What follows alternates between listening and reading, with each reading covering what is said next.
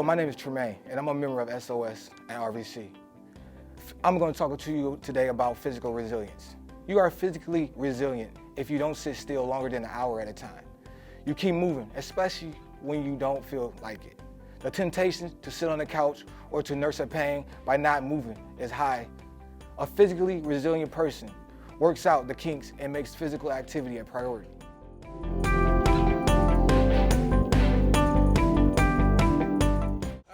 Coach Mac here from Food for Fuel, and I just wanted to share a couple of tips to help you throughout this getting ready to get into the winter, and we're going into cold and flu season, and we know all about what COVID is doing, and right now more than ever I think it's extremely important that we all elevate our mindfulness around health conscious, and we do the best we can to allow our bodies to heal themselves by themselves. So I wanted to give you just a couple little ideas that you can think about. So let's kind of get started here. A couple of things. These are some meals that we have. This is simple. This is just chicken breast. We make chicken breast and we mass produce it, and then we'll go ahead and hand shred it. And then this is some quinoa that we make with a little bit of zucchini.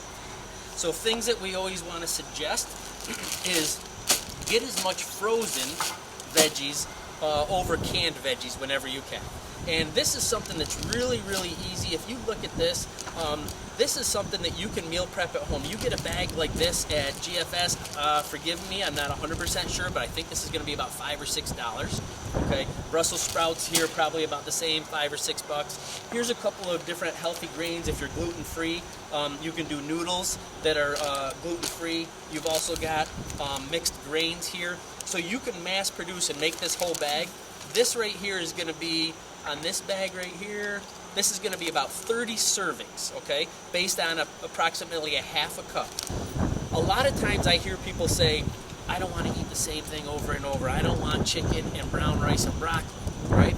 We say that when it comes to healthy stuff, but if you really think about it, every Friday night you want pizza. Every morning you go through and you get McDonald's, donut, coffee, and a little whatever, right? So you are more of a creature of habit on an unhealthy pattern than when we think about it from a healthy pattern, we don't want anything to do with it. But the rewards for your body and for your mind, you can't even measure it, to be perfectly frank with you. Kamey, I just want you to tell us about your role here at RVC. Yeah, definitely. So I'm an instructor in fitness, wellness, and sport. I'm also a registered dietitian, so I teach all of our nutrition classes. So nutrition for optimum living, nutrition, exercise, and weight control, sports nutrition are some of the classes I teach. And I also work closely with athletics as needed. I like to work with the teams and give them tips on healthy eating and help students if they have questions in regards to nutrition. I'm just going to ask you a few questions here. The first one being, what can you share with us about the connection between what we feed our bodies and how this impacts our minds? That's a great question. So, a lot of times we think about nutrition only impacting our physical health, but it also is so important for our mental health. What we put in our body really has an impact on both of those things.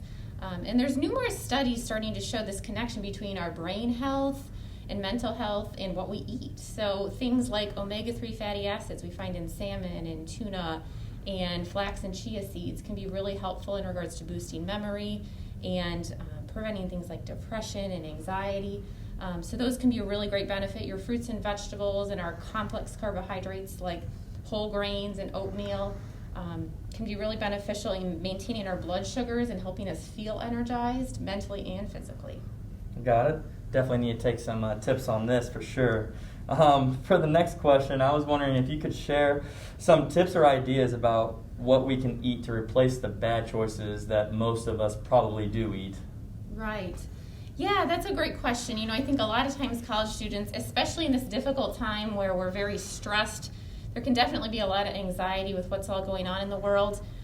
We have to kind of take it back to the basics. We really have to think about what's helpful for us and what's not. We find that sometimes a lot of added sugars, more caffeine, alcohol, things like that can actually kind of trigger some, mental and physical struggles for us. So really focusing on, simple foods, your fruits, your vegetables, lean proteins, things like eggs, fish, chicken, those sorts of things are going to be great things for students to choose. I got it. I guess the last question I have for you is a big one for college students that we kind of talk about them is what can they do to kind of save money at the store? I know that a lot of people believe that healthy foods are kind of more expensive than the unhealthier foods. That definitely can be a challenge sometimes. Buying things that are in season is a great thing to keep in mind. We are in that kind of fall-winter season, so some really important things to think about are what's in season. Those are going to be more affordable. And buying things where you can maximize what you're going to make with it. So not just one thing, but maybe multiple meals from those foods. So for example, you can see here I have some foods laid out for us. Sweet potatoes are in season right now, squash, things like that. That could be something that you would utilize maybe in a soup or a stew or maybe as a side dish. And those are going to be very reasonable. Eggs are always very affordable.